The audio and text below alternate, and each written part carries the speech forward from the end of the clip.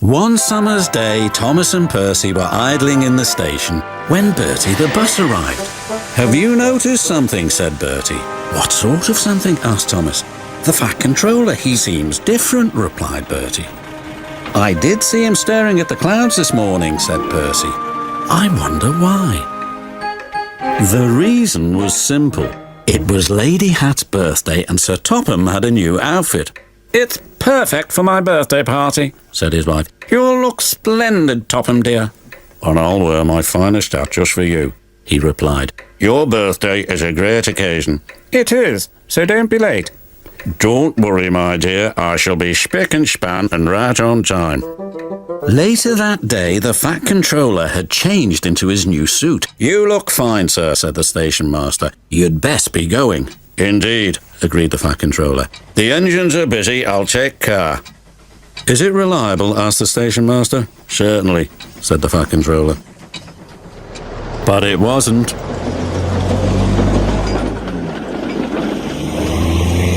As he sped along, he suddenly saw a large hole in the road. He braked hard, but it was too late.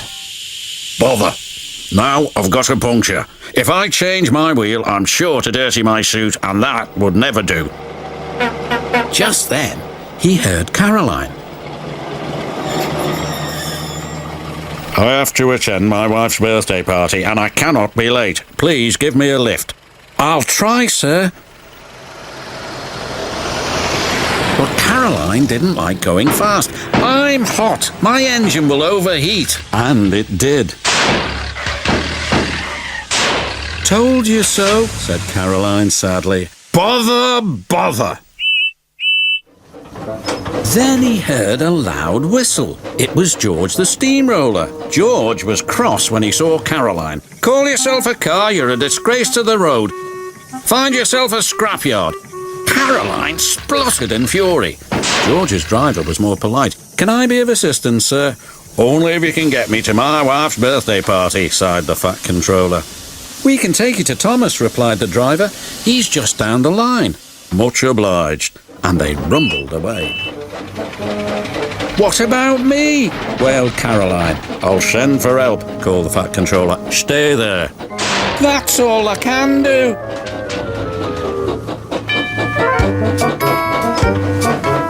George was enjoying rolling along the lane, but not the Fat Controller. Oil splashed everywhere.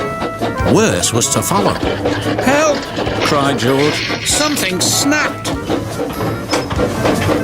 He veered out of control and the Fat Controller landed in a muddy ditch close to where Thomas was taking on water. "Bother, bother." Thomas had never seen the Fat Controller in such a mess. "Can I help you, sir?" asked Thomas's driver. "Yes, please. Get me to the station as fast as you can." "I'm afraid our fireman's been taken ill." "Then I'll be your fireman," sighed the Fat Controller. Thomas was excited. The Fat Controller had to work hard. Coal dust and smut flew everywhere.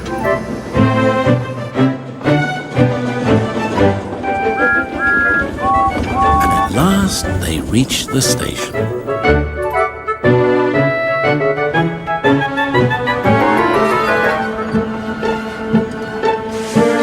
The Fat Controller looked at the clock. "Just in time," he gasped. He hurriedly picked up a huge bunch of flowers. "Good luck," called Thomas. The Fat Controller's wife was waiting for him. As the clock struck 3, there stood Sir Topham Pat, tired but triumphant. He gave his wife the flowers. "Well, thank you, my dear. I knew this was a special birthday party, but I didn't know it was fancy dress." Everyone laughed. And then the party began.